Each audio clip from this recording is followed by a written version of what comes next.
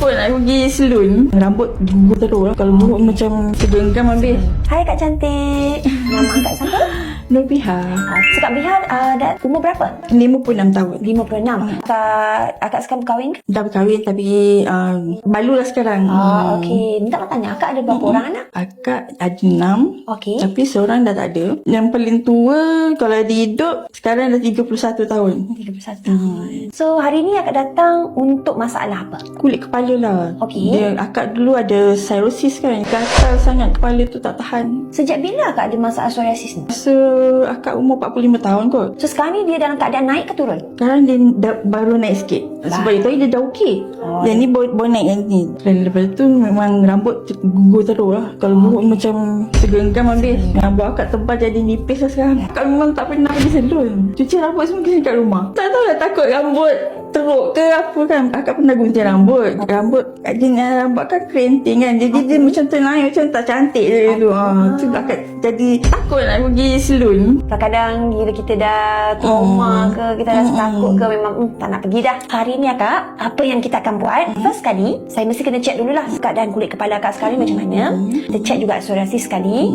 Sebab kalau dia tengah merah, tengah sensitif, tengah ni, saya tak berani nak buat treatment kat akak sebab takut akak pedih. So kita scan dulu ya. Okey. Ayo, ini teruk sangat. Teruk sangat.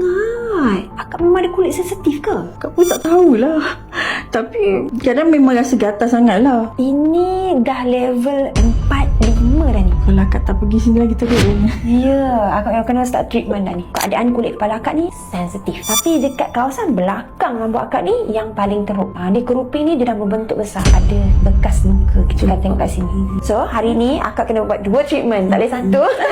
Yang pertama, kita akan buang dulu keruping. Keruping tu nak bagi clear semua. Yang kedua, kita akan buat juga fresh scalp solution. Selama 2 minggu, akak punya rambut memang selesa. Bau tak ada. Semua memang wangi lah. So, kita akan lakukan sekarang. Kita buat sekarang. Scalp RF dan juga fresh scalp solution ni, dua-dua ni adalah scalp treatment. So, kita akan gabungkan treatment tu sekali. Lepas kita pakaikan masker gel. Dan next, kita akan pakaikan pula fresh scalp solution ni. Yang ini adalah volcanic mud. Dia akan buang bau dekat kawasan kulit kepala kita dengan kawasan rambut kita nanti.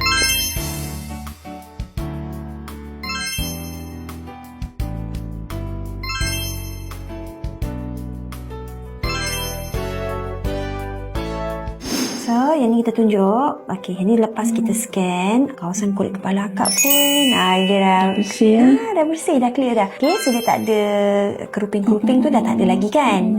Tapi akak memang kena pakai shampoo baby. Saranan saya, akak sangat sensitif. Akak punya perasaan macam mana lepas buat treatment? Tegar lah kepala. So, lepas ni akak dah boleh start fokus kat diri sendiri dah. Okey, akak, terima kasih. Yeah.